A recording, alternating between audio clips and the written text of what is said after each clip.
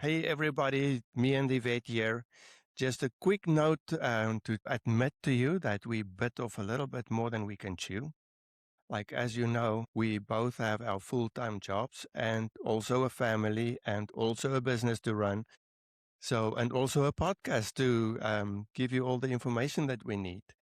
So we are going to, for the next few weeks, we will only release a podcast every other week just to get caught up with life. And then when we have all our ducks in a row and life is not that busy, maybe we'll speed it up again. Yvette, what do you think? I think it's brilliant and giving everybody a little bit of a heads up there that yes, we took on a little bit more than we could do, but we want to rather do it thoroughly than just quickly rush something. So it gives you time for 2 weeks to listen to what we've had to say, give us any comments, feedback, and also follow up with us. So thanks for understanding, and we'd love to see you back soon. And we would really love if you hit that subscribe button and give us a follow. Give us a message in the comments. Tell us what you think. Take care. Thank you. Enjoy this podcast. Believed so thoroughly in something that this is the only and the right way, and nothing could steer you from that topic. Just to find out a few years later, you were so wrong. We both had some myths that we thoroughly believed in and chased after and even tried out. And Oh, so true. This is going to be a bit of a fun one today. We decided we've had a lot of serious talk. So today we want to discuss myths that we believed in. And like Johan said, wholeheartedly, totally, fully convinced until we either tested them, tried them, and failed. So we are going to throw out a couple of things here, and some of you might agree, some of you been through the same experience, but we thought it would be good to share the walk that we've had. And starting off with something that I'm going to start off that's very funny for me was when I thought the be all and end all to lose weight was Weight Watchers, because obviously they've been around for long. It's got to work. And it's actually quite funny. The story I have to tell is I joined the Weight Watchers and I was diligent. I wrote everything that went into my mouth, what time I ate, what I did. I followed that book to the T. 2 weeks later, I go to the lady at the club, as you would call it. She looks at all of this and she sees what I've done. And her answer was, I really don't know what to tell you, but we'll give you your money back. And that was the beginning and the end of my Weight Watchers story. So for those of you who have tried it, I now know why they are in business so long, because everybody seems to be going back. So Johan, Yes. that one I thought was always very funny for me. Yes, and I have to say they have a really good commercial though, because the commercial really sells it and tells you this, you cannot do this on your own. You cannot, this is the only way. And then when you get there, not only there's the one option where you just follow their rules and you make the food yourself, which by the way is probably the better way to do it. But then there's the other way where you can just buy these pre-made meals from them. And that doesn't help either. It's a good business model, as you say, because people keep going back and really with so mixed results that you really can put your finger on saying, yes, this is going to work. You are so right. Another one to quickly throw out there was the absolute belief that I should be juicing. Juicing is going to save my life. This is what I've been missing all my life. Only to find out that the amount of fructose that I was juicing was only going to cause massive non-alcoholic liver disease, fatty liver disease. And that was a big wake-up call, because everywhere you looked, everybody you spoke to, they were juicing all the carrots, juicing all the apples. And if you think about it, common sense, you're throwing all the fiber out that is in those products, and fiber we'll talk about later, but you're actually only taking out the fructose and the glucose, the things we don't want. Yes. So falling for that one, Johan, did you have the juicer? Is it still in the cupboard? Did it go to Goodwill? I actually had 2 juicers. You were very diligent. Very diligent. I had the fast one. I can't even remember the name of the one with a spinning blade. Yes. I had that one, and I also then had the one that kind of crunches it up. I can't even remember what it's called, but we were so diligent in juicing, I have to say, for a short period of time, drinking that juice does make you feel good. But you and I both know feeling good and being healthy is actually two really different things. Exactly. And we learned that the hard way, because subsequently things develop and you start having signs and symptoms. And then you look and you read a little bit more and you go, okay, hang on. The biology and physiology here does not make sense. So Yes. the next one we want to talk about, because I just mentioned it, is one of our absolute favorites, fiber. The oh so important fiber. We cannot live without it, Johan. Tell us your awakening story. And here is, I have to admit first, because I was just thinking, how many times that I stand in the pharmacy and I will tell these people, there is the fiber on the shelf. You need fiber. Make sure you take it every day because you don't eat enough. And fiber is, there was some story about a year or so ago where these people who worked on the food pyramid also said that fiber is actually an essential nutrient. Here is one thing. Essential probably because your body can't make it, because we deem things in nutrition essential if your body cannot make it. Your body doesn't make it for a reason. You don't need it. What does fiber do? Fiber really only provides bulk to your stool. Keeping you regular? No, it just makes you make massive giant poops. That's it.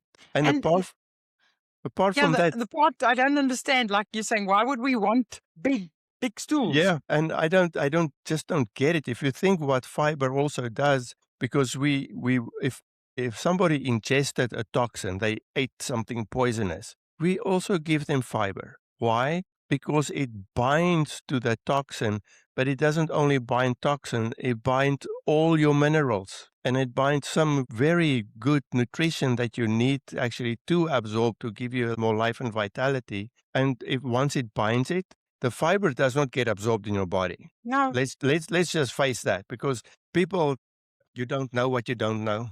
Remember, went down that road before. And there are some people who don't know that fiber does not get absorbed. Now, here is it. It's a fact. You can go look it up. Fiber does not get absorbed. So once it actually attracted and trapped all your minerals, where does it go? Mm-hmm. To the toilet. It just goes out of your body and you don't see them again. Watching that video that Dr. Paul Mason did when they did the study on the people with the fiber and the no fiber, and how the less fiber they gave these patients, the less any GI related problems they had, inflammation was low. That was a big wake up call for me. And probably one of the easiest ways I explain it to people, because that's what makes sense to me. I'm very much about practical. If the sink in your kitchen is blocked, are you going to add wood chips to the sink? And the amount of times I had a lady yesterday who was having issues with regards to diarrhea. And I said, well, and this is long going. So for her, in her related issue, I said, we need to add, the fiber, because there was a lot of things going on. It's got a treatment value because what it does, exactly what you say, it adds bulk to the stool. And when I said to this lady, you need to use the fiber because fiber is actually what can block you up a little bit and prevent this from running. And there was this silence. She said, but I was told to take it every day so I could be regular. And I'm thinking, okay, the sink, the wood chips, I put it in. Is my sink going to unblock? No, it's not. It's going to cause it to be blocked. So Johan and I like to be very practical, common sense, which is also something that most people lack. And we find that we really want to be able to apply this and learn from it in a practical way, because for years and years we were told 30 grams of fiber every day, only to discover that was never scientific. Somebody pulled it out of there, and that's where we got it. Exactly. And it shocked me to the core. And every single time you reveal this to a fellow person in the medical field and you give them the information, the awakening, you want to tell me we've been lied about this? Yes, you have. And fiber is one that you and I can talk about for hours and hours. And I don't really care what anybody says counter to that, because we've seen it, we've applied it, and we've seen the results. And watching all those studies that they've done, people with all these GI related issues, Crohn's disease and irritable bowel, they remove those fibers and these people don't have that much pain. What are we doing? But yes, fiber, it gets a big prize. Yeah. And, even with that big prize, I once heard a GI doctor talk about fiber. He's one of the few GI doctors who's not a proponent of fiber. And he said, think about this. Your GI tract is like a highway.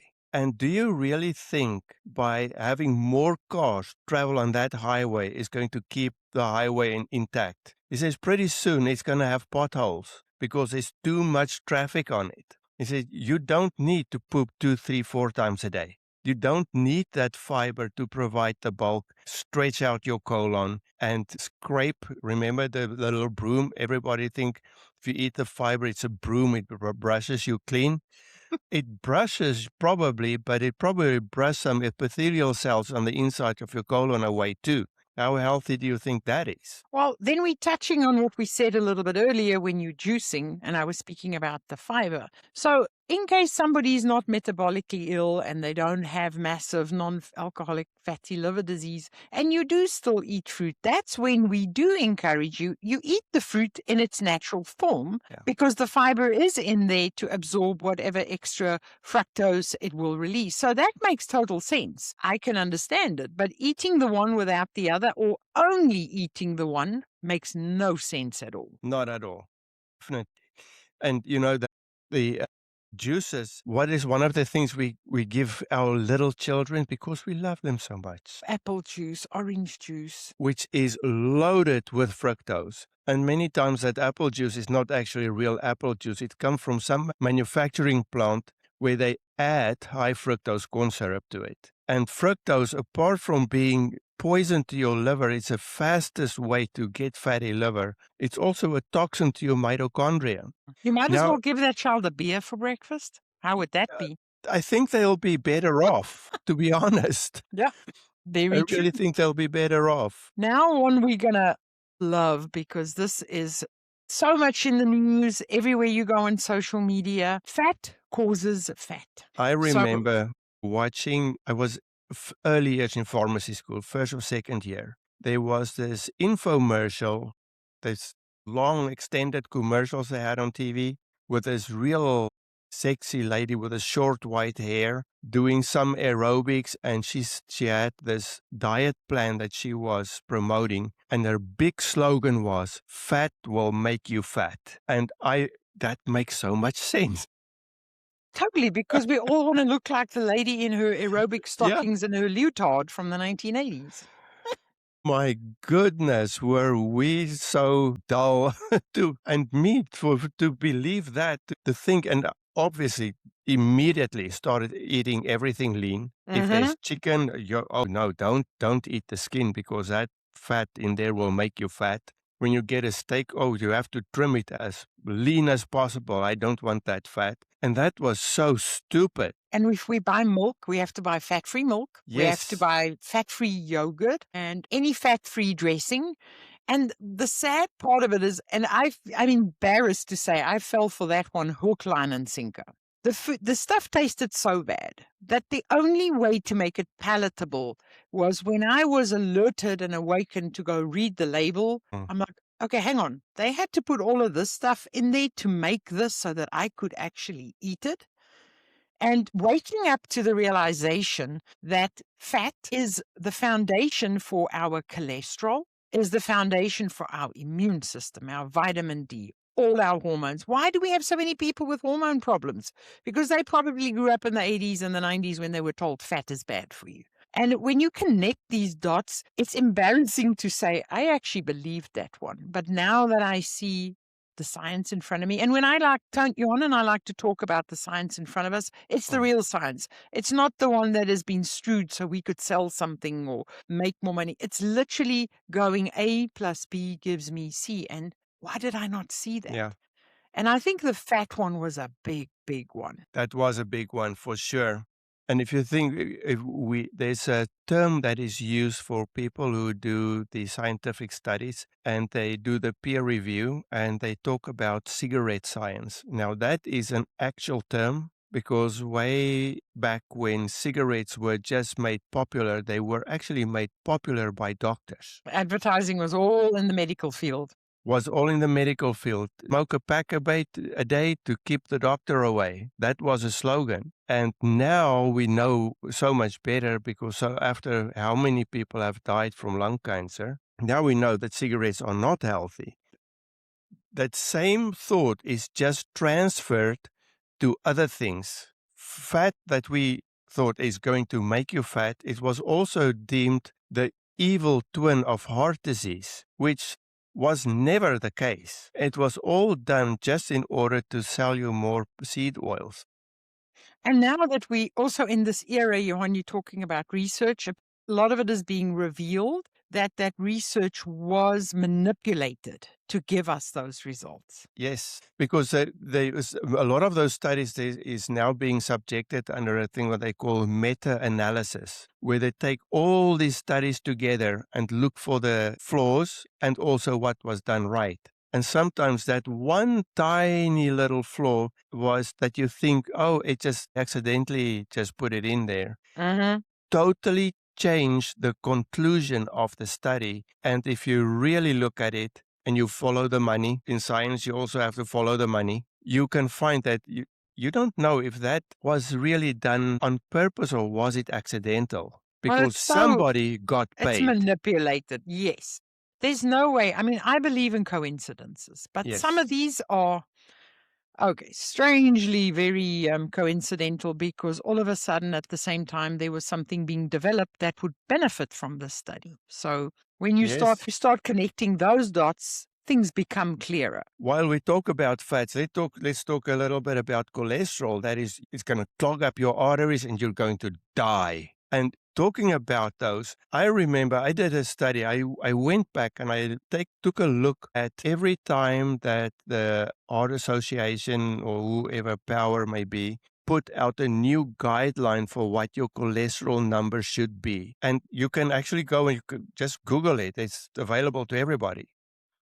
Put in, you want the dates of every time the guideline was changed. It'll give you the date, sure enough. Also then keep that and then go back and put in your Google search again. When was all the statin drugs released to the market? Coincidence? Not. That coincidence is just like in your face, because there's usually a month, couple of months apart. Mm-hmm. And then you kind of wonder, how would that happen? And I think if you really want to do more research, go look at who was involved in the FDA by that time to approve those drugs. Mm-hmm.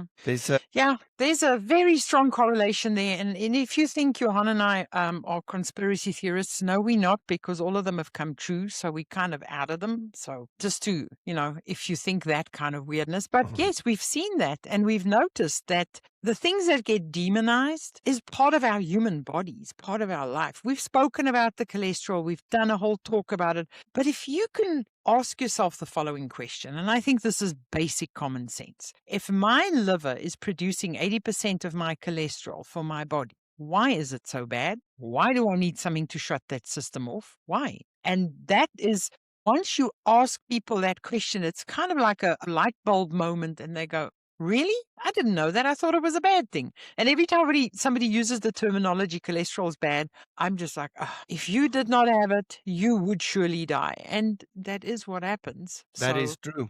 And another thing that I want to mention, because you and I both know people who, if we tell them that it's not the cholesterol that causes heart disease, it's the inflammation, they will absolutely not believe us. And it brings me back to the fact that somebody once said, if you repeat a lie long enough, over and over and over again, over generations, pretty soon it will be accepted as truth. Mm-hmm. It's almost like this little term in nutrition that the FDA is approved on, called GRAS, G-R-A-S. There's no scientific study. It's just a general regard. It's just been repeated over and over and over and over enough so that people decide, okay, we don't have to do a study on this. Mm-hmm. And MSG is one of those GRAS items.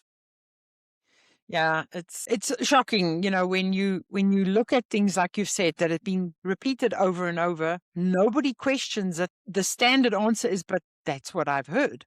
And unfortunately, many of us, if we don't encounter any of these issues in our line of work, we never question it. Yes, and then my doctor said, ma'am, sir, your doctor is also just a human.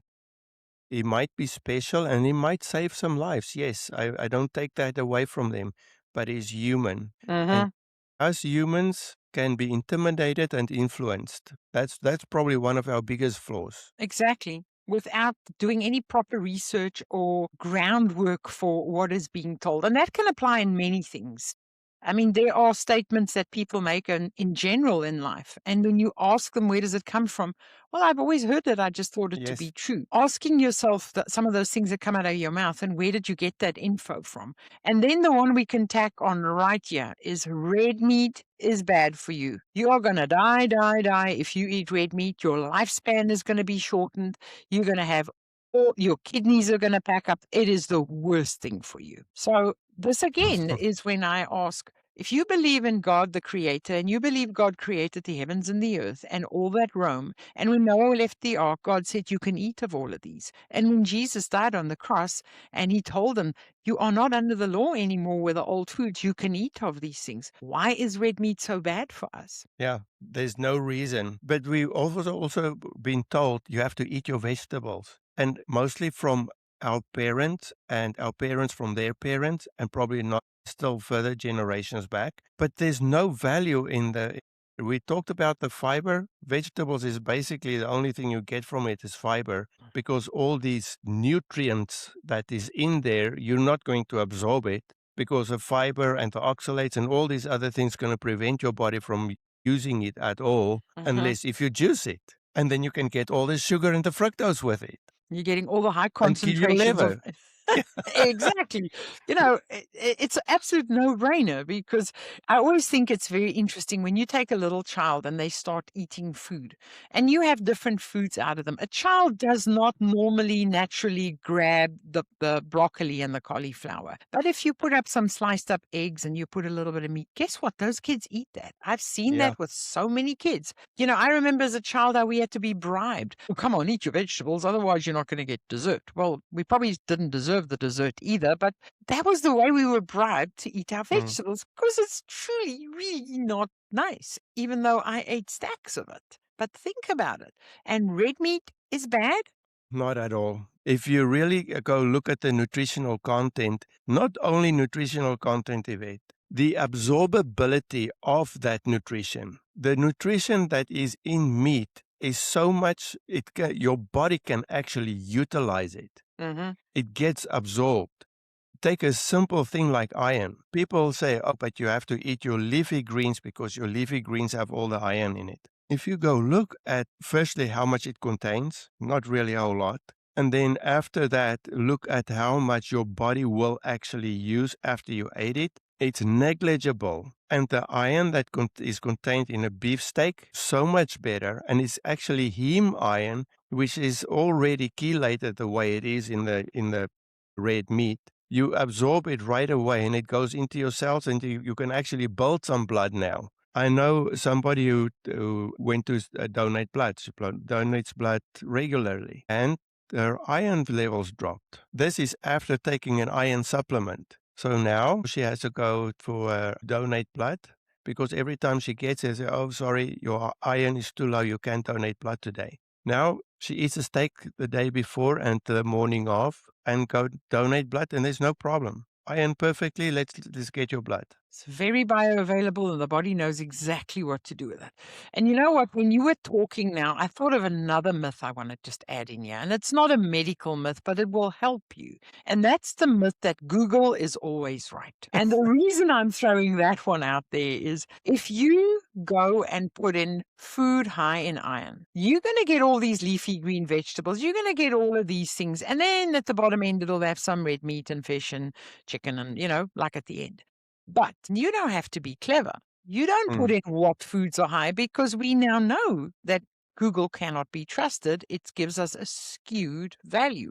So you do exactly what Johan said there. You go put in what is the iron content in the leafy green vegetables and look at the quantity 1 cup, 2 cup, 3 cups. And then you go into what is the iron in red meat. and you compare it for yourself. And with most minerals, when you do that, magnesium, you know how many people always tell you, oh, potatoes are high in potassium and magnesium, and bananas are high in potassium. It is negligible compared to when you put in a piece of red meat. Yes. So if there's a myth that you've believed in, Google is not always giving you the right answer. So I just wanted to throw that in there so that you are aware. Yeah, that is a really good one to put out there, because you have to know Google, and I want to add ChatGPT in there. They want to be your friend. So if you ask a question, it is going to give you the answer you want. So if you say food's high in iron, yeah, it's going to spit all those plants out. Now, for But if you, ChatGPT, you have to be specific.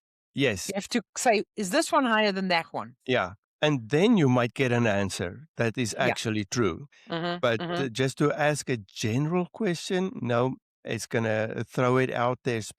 Exact. If you're going to say, is ice cream good for me? It'll probably say yes. Now, the algorithms are skewed to such an extent. So we've learned that, we've seen it, and we know it. So if that's a myth that we've just busted for you, I think that's fantastic. Yes, So here is a definitely. big one, Johan. Yes, Salt is very bad for you. very Do bad. not eat salt. Avoid the salt. It's going to make your blood pressure go through the roof, and you'll have a stroke. Definitely. That is such a big piece of baloney. It's just not even possible to think of it. Because if you think something that we discovered, I mean, there's the diet, the blood pressure diet called, it's SMASH, Yes. something, Smash diet. the low salt, and it's low salt and plant slant. So what is it, plant slant? It means you are going to get more sugar. Mhm.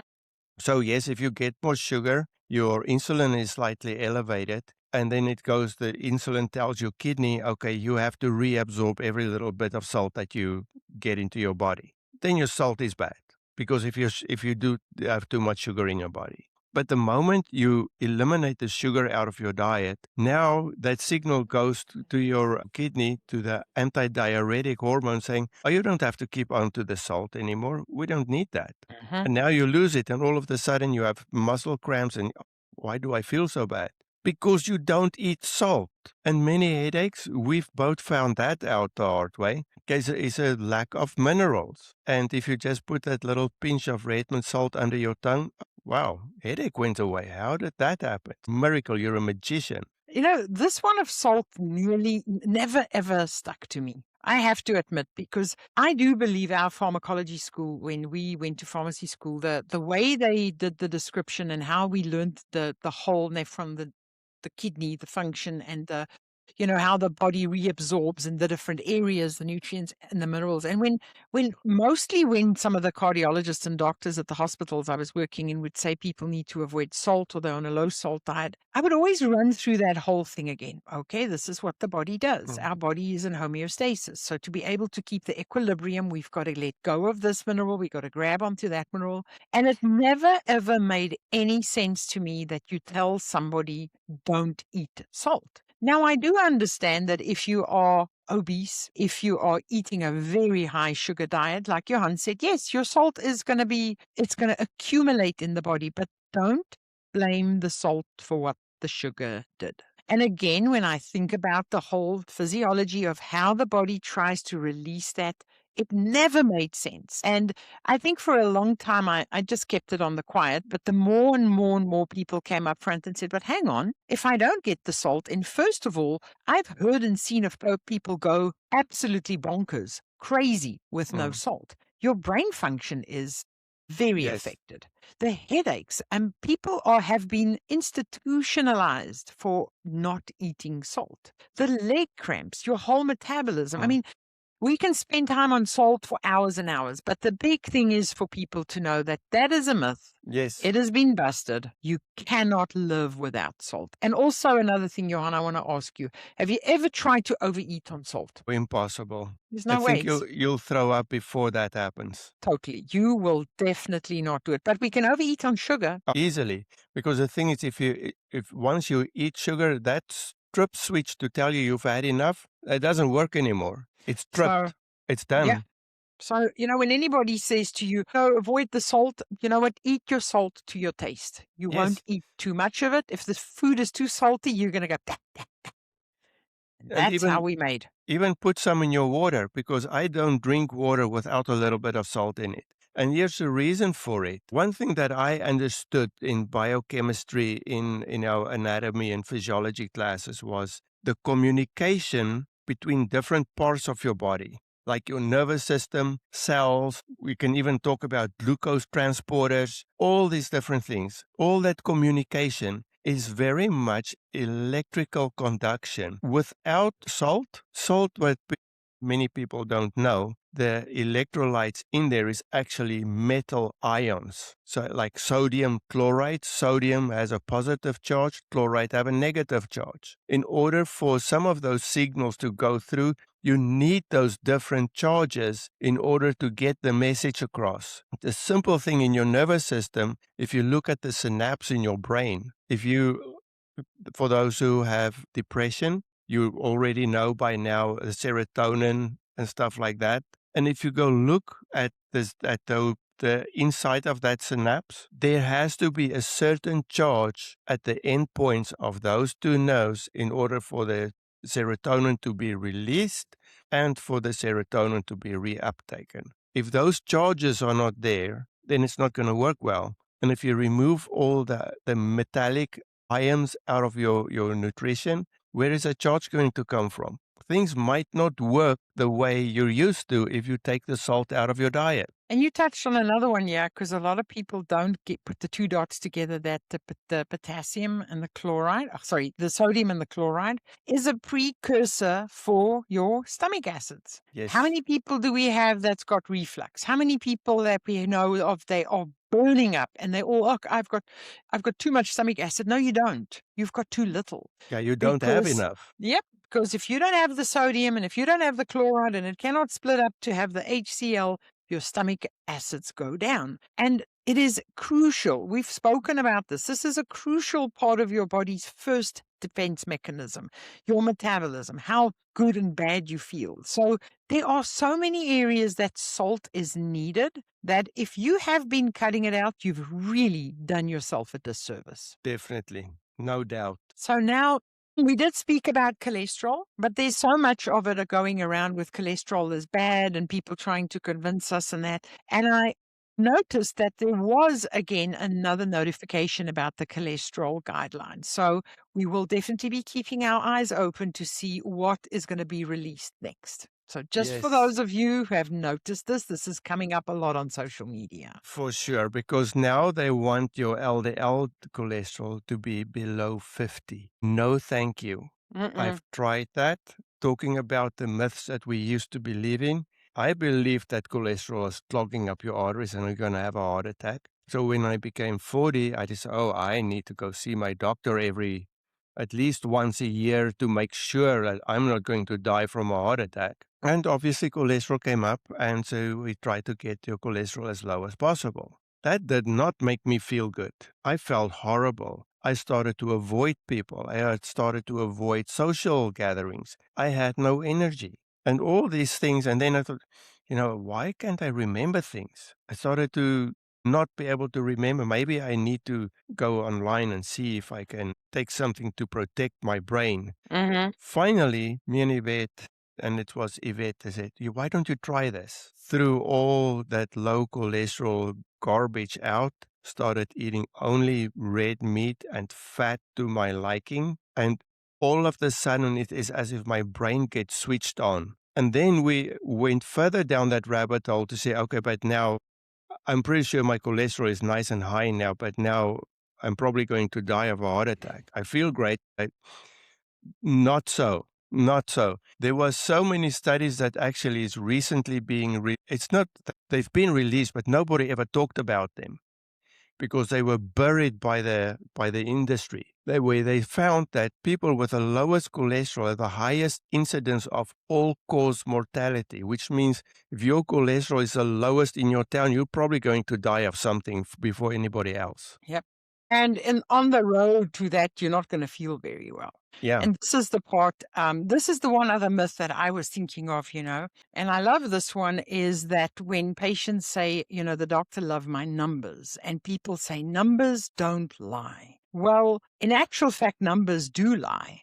because you're looking at the wrong numbers. Yeah, yes. And that is one thing Johan and I learned. And this was kind of a discovery of, so if a patient's numbers are looking good, but they feel like absolute crap, what are we actually looking at? We're looking at the wrong numbers. And the reason for that is, this is a big wake-up call, is we only, in our Western medicine, we check the numbers for which we have a drug to bring the number down. But it does not increase anything with a life. It does not enhance how good they feel. Are they going to sleep better? Is anything going to be better? But the one saying, and we hear this often, and when you say this, think to yourself, my doctor says my numbers are great. And I'm going to ask you, how do you feel? I want to throw another one out there in the same sentence. And the reason is because, as you know, we're testing out this new continuous glucose monitor. And it just came to mind because I'm wearing it, I'm looking at my blood sugars, and I thought, I think we're looking at the wrong thing here. It's not as much the sugar, because again, looking at the sugar, there is drugs to get the sugar down. But what you and I really want to know is, what is your insulin doing? Because the insulin tells a much bigger story than what the sugar does. You can kind of assume a little bit about what the insulin is doing if you look at the sugars, but you really don't know what the number is. So if anybody's out there and they're a genius and they make CGMs, please make a CGM that actually measures insulin, because that's what we want to know, what's happening. That will be an absolute breakthrough in the field of diabetes. I'm telling you now, and any kind of metabolic disease. And again, you are right there. Are we looking at the right numbers? No, because you can measure it with labs, but you don't always want to run to the lab to have your insulin levels. It would be absolutely amazing if you could see that. As your glucose goes up, then your insulin, is it going to bring it down? Seeing those curves work together, brilliant. Maybe we should work on the side on that, Johan, and make our millions. I think so. Now, this is one we're going to throw in close to the end here that we've discussed in length, but I still hear people say this over and over. Oatmeal is the best breakfast for diabetics. And when I hear that, I want to have a heart attack. It's the best breakfast for diabetic horses. For sure. We're going to keep it short on this one. Oatmeal is not a human food. You weren't supposed to eat it.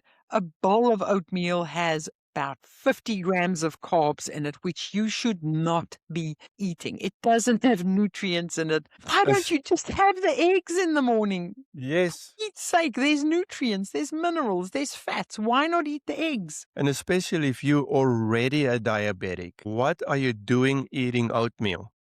Yes.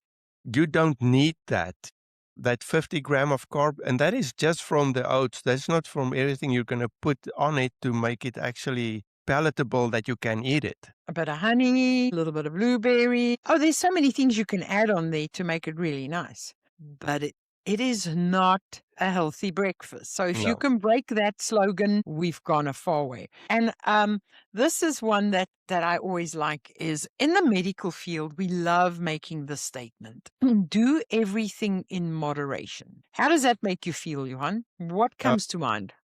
Well, I do think if I do everything in moderation, it means I can do some little bit of heroin now and again. A little bit of meth won't be bad. Yeah, no, that should be fine, I guess. It's in moderation. It's in moderation. It's just like once a month or over a weekend when you don't work. How can that then not be good for you if it's everything in moderation is good? I don't think so. It's a total distraction of us human beings, because that then gives you and allows you to do everything half-ass, for lack of a better word, but not doing it full steam. Why would you want to do something in moderation? Because you're going to get results that are in moderation. Why don't do things fully? Why don't you do it 100%? What is wrong with that? Does it scare you? Or is this a way for us to make patients feel better and say, oh, you're just like everybody else. Just, if you eat 80% right and 20% wrong, we do it in moderation. You are not going to get a good life in any way, shape, or form if the word moderation is something that you live by. Definitely. The thing that comes to mind to me is people really need to think about what is the goal here. What is, if you decide to take care of your body. And that's not usually for 19-year-olds who think they're going to live forever. Unfortunately, there does come a point where they figure out, you know what, maybe I should do things differently because all of a sudden things don't work the way they did when I was 19. When you're at that point, why not set out a goal to be the healthiest you can be? It doesn't mean that you're never going to have a drink again. Doesn't mean you're never going to taste cake again. But there are times for it. And that time of celebration is not every day. It's not every week. It might not even be every month. But set those things in a proper perspective of where they belong, instead of, oh, I need to treat myself because I had a hard day at work. And we all do that. But instead of, if you have a hard day at work, what is really going to soothe you? It's not always a food item or something. And living by the motto of moderation and everything really deprives you of the fullness of life. Because if you don't make use of every day and make every day count and have everything in moderation, life is slipping past. Yes. And you're not really doing things fully. And it doesn't mean that there's certain things you'll never do. That's not what we're saying. What we are saying is when you do something, do it fully convinced, encouraged, and want to see the results. That is the most important thing. And I really do believe that we have, with those words, we've lied to people and we've made them like, it's okay if you sit on the couch and you never move, if you walk around the house, you're fine. I'm not saying you have to go run a mile or you have to go be the strongest person in the gym. What I'm saying is whatever you decide to do, do it fully and really be proactive in focusing on these things to get a result, not a Yes. mediocre, well, maybe I'll succeed, maybe not, but I'm doing it in moderation. No, please don't do that. If you're that person, please don't come work for me, No, I don't want that. because And it might that's not true. work out too well. Not at all. And, something that I want us when we are closing off here, this is a saying I heard from somebody. I have repeated it before, but I think it's absolutely phenomenal in the wording. And this applies to Johan and I. And the reason I'm going to say this is if you do know of anything that you've learned, or there's been any myths or stuff that you totally believed, please, after you've shared the like and the subscribe button, share that with us. And this is the saying that somebody said to me, that if you are totally convinced and think that you know the truth about something, when would you like to know that it is a lie? Yeah. Do you want to know now? Or do you want to live that life for a couple more years and then find out? So ask yourself, if any of these things that you have believed in, you're totally, fully, 100% convinced that those are the truth, would you not like to know it was a lie? Yes. And then I feel personally, if you can stop while you're ahead, you've heard that before, stop while you're ahead, you can totally change the trajectory of your life. Mm-hmm. Instead of waiting for something to happen and then change, because for some people it's too late. Yeah, and the regret I have recently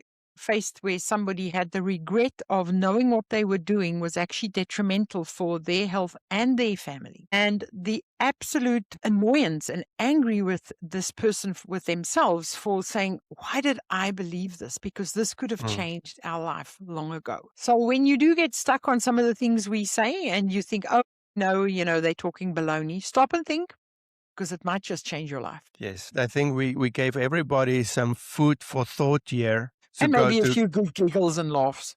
I hope. So do like and subscribe to our channel and put some of the myths that you believed in the comments, and let's see what we can come up with, because we only mentioned a few. There's several. We can go on for probably another hour, but I know everybody does not have the time to listen to us yapping all the time. So you do the yapping in the comments, please. And one thing I'll close off with, laughter is one of the best medicine. Being joyful, happy, it really does help, because the body responds positively to that. So if you got a few couple of laughs out of this, I'm very happy for you. Yes, definitely. Thank you, Johan. This was awesome. Yes, for sure. Take care, everyone. Cheerio. Views and opinions expressed on this podcast are our own and are intended for educational and informational purpose only. This podcast does not provide medical advice, diagnosis, or treatment. The information shared should not be used as a substitute for professional medical advice from your personal health care provider. Always consult your physician, pharmacist, or qualified health professional before making any changes to medications, supplements, or health regimens. We are also promoters of Neolife nutritionals, beauty, and household products, and this stems from our knowledge of their purity and the company's reputation to provide products of outstanding quality. While we may discuss our experiences in the retail pharmacy setting and share insights into functional medicine, our conversations reflect our professional perspectives and personal opinions, and not those of our employers, affiliated organizations, or licensing boards. By listening to From Pills to Purpose podcast, you acknowledge that you are responsible for your own health decisions and agree that the host and guests are not liable for any outcomes resulting from the use of the information discussed in this podcast.